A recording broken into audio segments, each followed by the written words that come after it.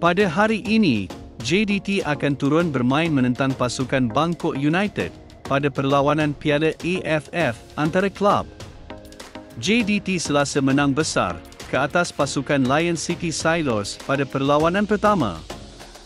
JDT pasti mahu mencipta kemenangan lagi petang ini apabila bakal bertemu dengan Bangkok United di SSI. Jurulatih Bangkok United FC, Tok Tawan Sripan tampak sedia memberi tentangan sengit apabila berdepan JDT di Stadium Sultan Ibrahim petang ini. Tambahnya, tiada masalah untuk pasukannya berdepan JDT. Bagaimanapun, dengan kualiti barisan pemain skuad kendalian JDT yang hebat, berkemungkinan pemain Bangkok United beraksi dengan corak permainan berbeza.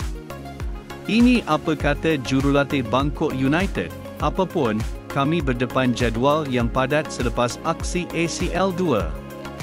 Pemain agak kepenatan dan ada pemain yang mengalami kecederaan, tapi kami melakukan penggiliran pemain dan bersedia untuk berdepan JDT. Setiap pasukan memiliki identiti sendiri dan ciri-ciri sendiri.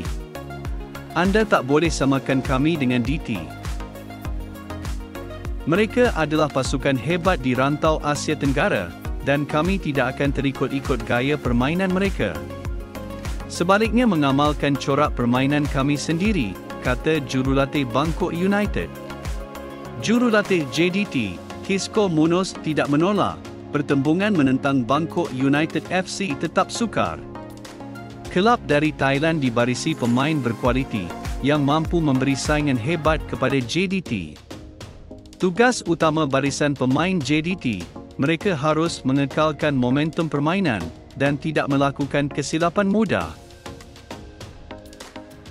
Ini apa kata Hisco Munoz selepas menang besar 8-0 ke atas Sabah FC. Saingan kali ini berbeza di peringkat Asia Tenggara. Namun kita harus meneruskan momentum kemenangan. Walaupun tampak susah, tapi kita mahu memberi persembahan terbaik. Kita mahu 3 mata lagi. Selepas menang 3-1 ke atas Lion City Silos pada aksi pertama, walaupun kita tahu lawan memiliki pemain yang baik, tapi kita kena turun beraksi dengan lebih kuat. Corak permainan bakal ditampilkan Bangkok United, kemungkinan sama seperti Buriram United. Namun, kami akan berusaha mengatasinya apatah lagi beraksi di laman sendiri, kata Hisco Munoz.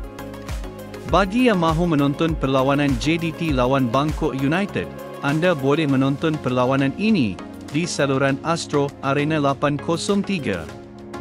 Astro Arena 803 ada buat siaran langsung perlawanan ini. Perlawanan akan bermula pada pukul 5 petang ini. Adakah JDT mampu menang perlawanan ini? Sama-sama kita saksikan.